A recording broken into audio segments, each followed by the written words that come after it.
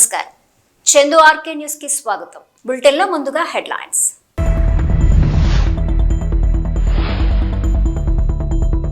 వినాయక చవితి మంటపాలకు విగ్రహాల ఎత్తును బట్టి చలాన్లు విధించేలా ఆంధ్రప్రదేశ్ కూటమి ప్రభుత్వం.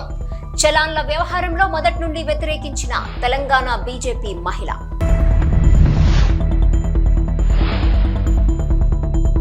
ఎడతెరపి లేని వర్షాలకు కొల్లేరుకు భారీగా వరద. అప్రమత్తంగా ఉండాలని హెచ్చరికలు జారీ.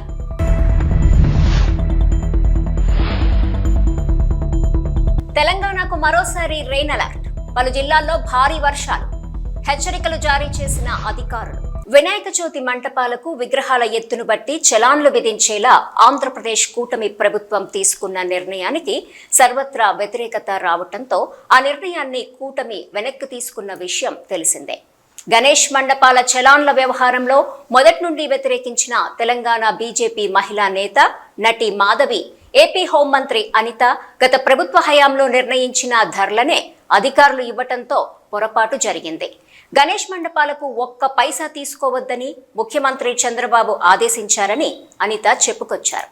అయితే గత ప్రభుత్వంపై నెపం నెట్టడాన్ని తప్పుపట్టారు మాధవి. కూటమి ప్రభుత్వం కొత్తగా తప్పుడు ప్రచారానికి తెరతీసిన నేపథ్యంలో మళ్లీ వీడియో చేసి ఎండగట్టిన తెలంగాణ బీజేపీ మహిళా నేత మాధవి. రాత్రి నేనేదో ఒక వీడియో చేశానమాట వినాయక మండపాల మీద. సో అడుగు చొప్పున డబ్బులు ఇవ్వాలి అన్నది. అది 10 రోజుల క్రిందట ప్రెస్ మీటు. ఆ ప్రెస్ మీటు అక్షర సత్యం. అండ్ మళ్ళీ కట్ చేస్తే ఈరోజు హోమ్ మినిస్టర్ అనిత గారు ఆ వీడియో పెట్టేసేసి అలాంటివి ఏమీ లేవు, ప్రభుత్వం పాస్ చేసింది, అవి పాత గవర్నమెంట్ పెట్టినవి అని. పాత గవర్నమెంట్ జీవోలో మండపాలకి తప్ప విగ్రహం అడుగు చొప్పుల డబ్బులు లేవు. అదైతే పచ్చి అబద్ధం. మైకులకి డబ్బులు లేవు. ఓవరాల్ మండపానికి మాత్రమే అప్పుడు డిఫరెంట్ కాస్ట్ ఉండేది. లాస్ట్ బిఫోర్ ఇయర్ ఆంధ్రాలో మా వాళ్ళు కూడా విగ్రహాలు పెట్టారు, మండపాలు పెట్టారు. వాళ్ళు కూడా ఫీజులు పే చేశారు. ఇలా అడుగు చొప్పున ఎక్కువ గణేష్ ఒక్కొక్క రేటు, ఎక్కువ కాని గణేష్ ఒక్కొక్క రేటు, ఇవి లేవు. ఇవి కొత్త రూల్సే. మేబీ చంద్రబాబు నాయుడు గారు మార్చి ఉంటారు. 10 రోజుల క్రిందట మార్చారట. మరి మార్చినప్పుడు ప్రజలకు చెప్పాలి కదా. అన్ని చోట్ల రాష్ట్రం అంతటికి 10 రోజుల్లో అన్నీ వెళ్ళవు కదా, ప్రజలకు చెప్పాలి కదా. అయితే నేను ఏం మాట్లాడినా సరే జనాలు వెంటనే ఓ నువ్వు వైసీపీ దగ్గర డబ్బులు తీసుకున్నావు కదా అంటారు. భలే కామెడీగా అనిపిస్తుంది తెలుసా. సరే వైసీపీ వాళ్ళు నాకు డబ్బులు ఇచ్చారే అనుకుందాం, యా నుంచి తీసుకొస్తారు? మా టీటీడీ హుండీలోంచే కదా తీసుకొచ్చేస్తారు. టీటీడీ సొమ్ము తింటే సంకనాకి సర్వనాశనం అయిపోతారు. నేను పోవడానికి రెడీ లేను, పోయేటోళ్ళు తీసుకుంటారు. నాకు భలే కామెడీగా అనిపించేది ఏంటంటే వైసీపీ దగ్గర డబ్బులు తీసుకున్నావు, కాంగ్రెస్ దగ్గర డబ్బులు తీసుకున్నావు, ఆరెంజ్ కండువాలు మోసేటోళ్ళం అప్ప మేము. మీ రకరకాల కండువాలు మాకు పడవు. Very unfortunate. Better luck next time. Try new comment. ఎడతెరిపి లేని వర్షాలకు కొల్లేరుకు భారీగా వరద నీరు వచ్చి చేరింది. ఏలూరు కైకలూరు మధ్య రాకపోకలకు అంతరాయం ఏర్పడింది. దీంతో పెద్ద ఎడ్లగాడి వద్ద వాహనాలు నిలిపివేసిన పోలీసులు కొల్లేరు ముంపు గ్రామాల ప్రజలు అప్రమత్తంగా ఉండాలని హెచ్చరికలు జారీ అయ్యాయి.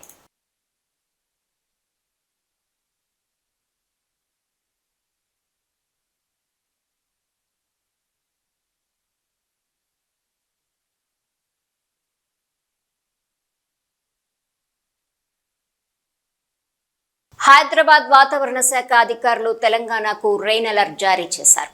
నేటి నుంచి రాష్ట్రంలో 4 రోజుల పాటు భారీ వర్షాలు కురుస్తాయని చెప్పారు. బంగాళాఖాతంలో ఏర్పడిన అల్పపీడనం వాయుగుండంగా మారిందని, రానున్న 48 గంటల్లో దీని ప్రభావం తెలుగు రాష్ట్రాల్లో మరింతగా ఉంటుందని చెప్పారు.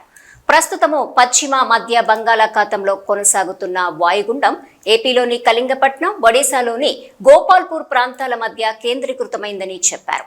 దీని ప్రభావంతో ముఖ్యంగా తెలంగాణలో వచ్చే 3-4 రోజుల పాటు భారీ వర్షాలు కురుస్తాయని హెచ్చరించారు.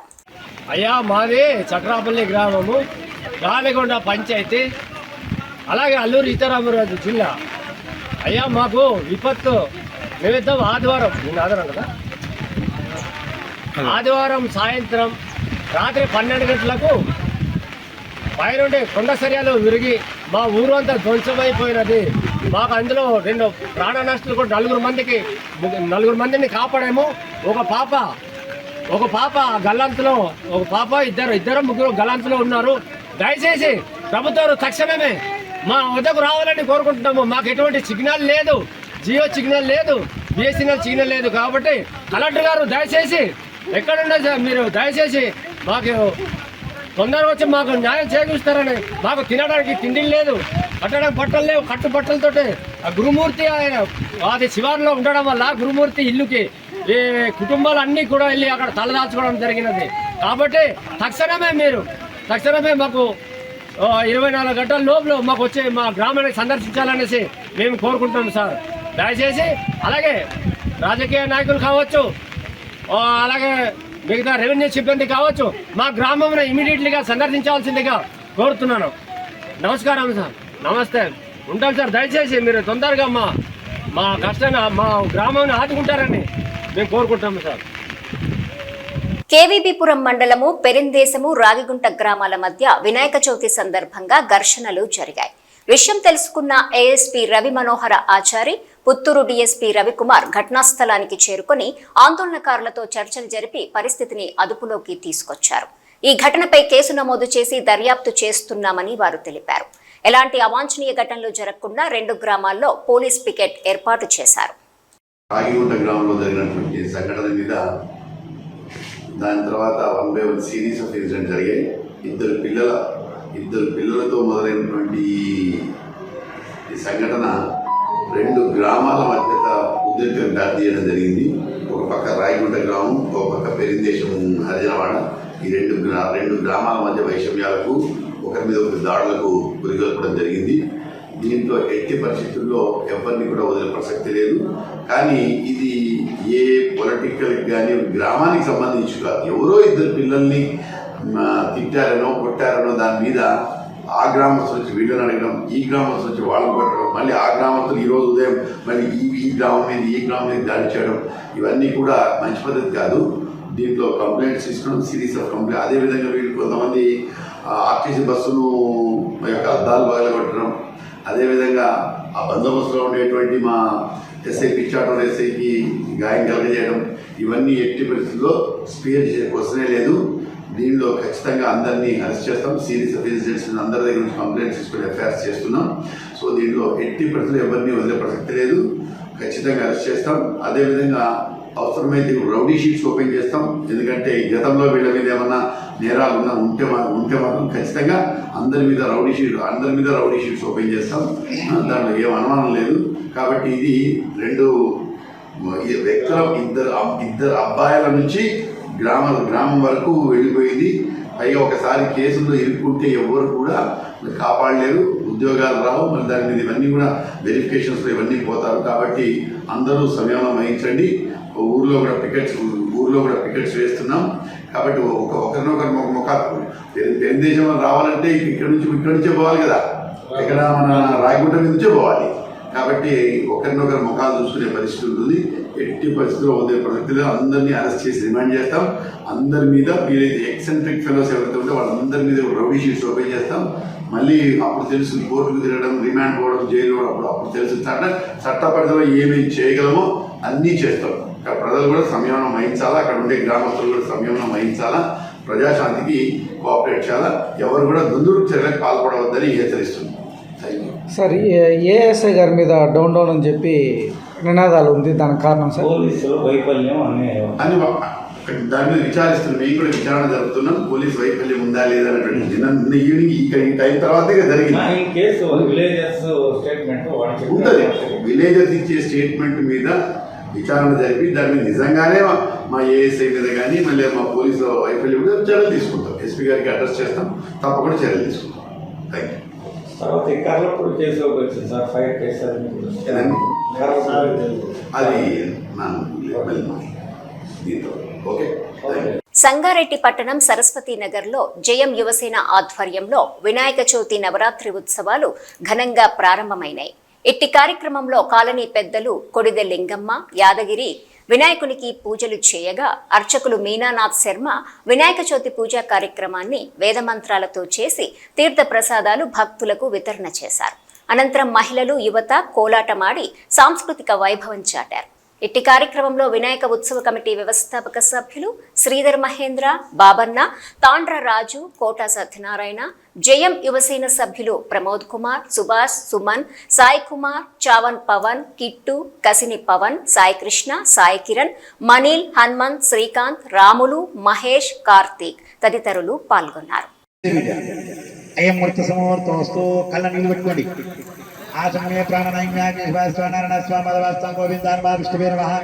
ఇబ్రహీంపట్నం వరద బాధితులపై అధికారుల అత్యుత్సాహం. ఇబ్రహీంపట్నం గ్రామీణ ప్రాంతాల్లో గరీబోళ్ల ఆకలి కేకలు, ఇంకా గరీబోళ్లకి అందని సర్కారు సాయం. ఇబ్రహీంపట్నం కొండపల్లిలో నిత్యావసర సరుకులు పంపిణీ చేస్తుండగా ఇబ్రహీంపట్నం పోలీసులు అత్యుత్సాహంగా వ్యవహరించారని వరద బాధితులు వాపోతున్నారు.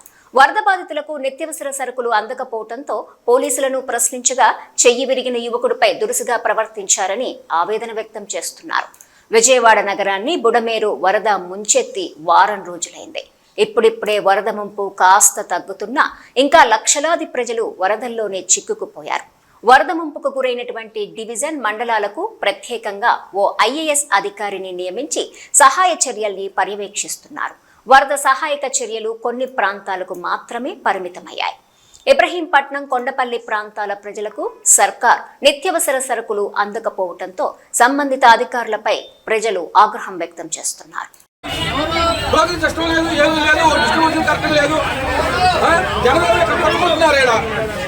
ఎనక నుంచి వదులుతున్నారు. ఇక్కడ ఎనక నుంచి జనం ఉన్నారు.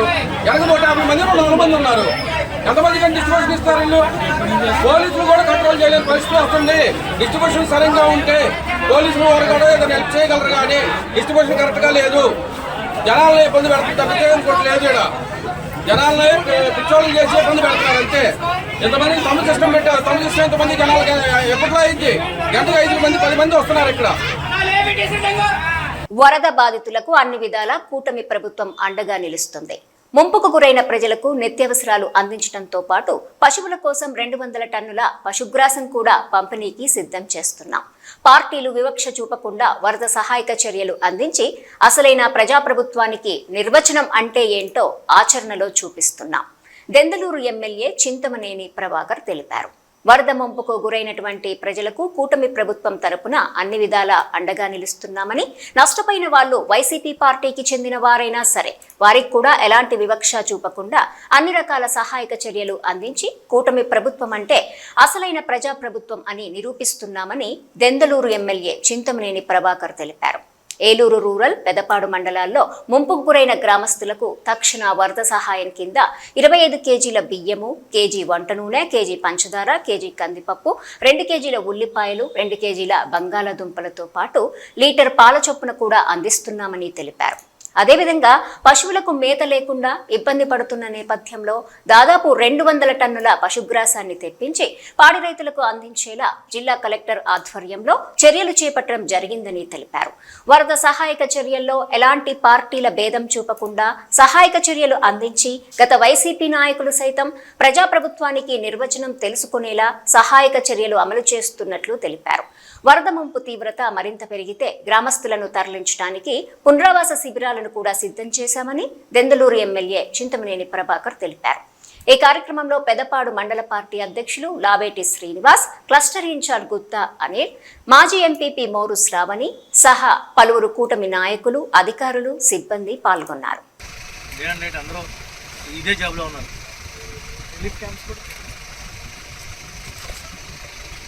గారు 200 టన్నులు పశువులకు కూడా దానా ఆర్డర్ చేశారు. నేను చెప్పాను ఆర్డర్ గారికి, జేడీ గారికి 4 రోజులు బట్టి చెప్తున్నా, ఇట్లా ఉంది సార్, తినడానికి గేదెకి కానీ ఆవుకి కానీ గడ్డి ఎక్కడ దొరుకుతుంది? ఎండు గడ్డి లేదు, పచ్చి గడ్డి లేదు, అవి పాలు ఇవ్వట్లా. అందుకని లీటర్ పాలు ఇచ్చామనేవాడు. ప్రతి ఇంటికి పొద్దున్న 1 లీటర్, సాయంత్రం 1 లీటర్. క్యాంప్ పెట్టిన కదా నేను గొడవలో నుంచి వాటర్ వెళ్తుంటే ఈ చేపల తీరు ఇచ్చేయడానికి వీళ్ళు పైపులు పెట్టారు. ఇప్పుడు ఆ పైపులే మాకు చేపార్థం అయిపోయి ఈ ముంపు వచ్చింది. వాటిలో నుంచి వాటర్ వచ్చేస్తుంది, మనం ఆపలేకపోతాం. ఇప్పుడు ఇది పెట్టిద్దాం. ఇప్పుడు తీసేయడం బెటర్. ఇప్పుడు తీయలేదు సార్, అయిపోయిన తర్వాత దానికి షట్టర్స్ పెట్టుకుని చెప్పాలి. లాక్ పైనుంచి చక్రం తీస్తే క్లోజ్ అయిపోద్ది, ఓపెన్ చేస్తే ఓపెన్ అయిపోద్ది. అలా పెట్టామనుకోండి ఎవరికి ఏ రకమైనటువంటి ఇబ్బంది కూడా రాలేదు. దానికి కొబ్బరికాయ కూడా కొట్టలేదు.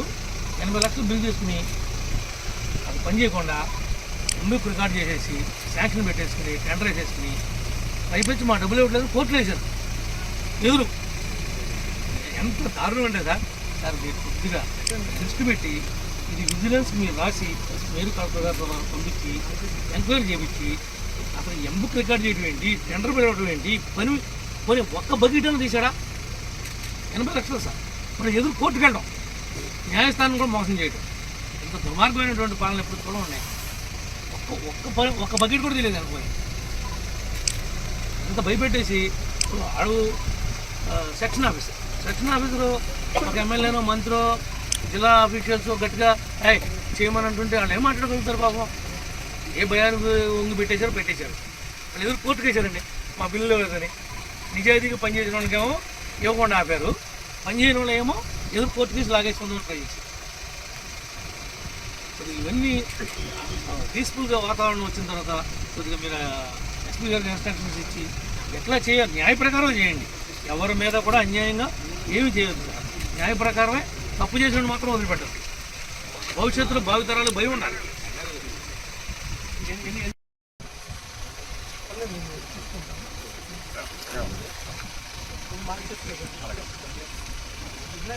ఇవి ఈ బులెటిన్ విశేషాలు. నమస్కారం.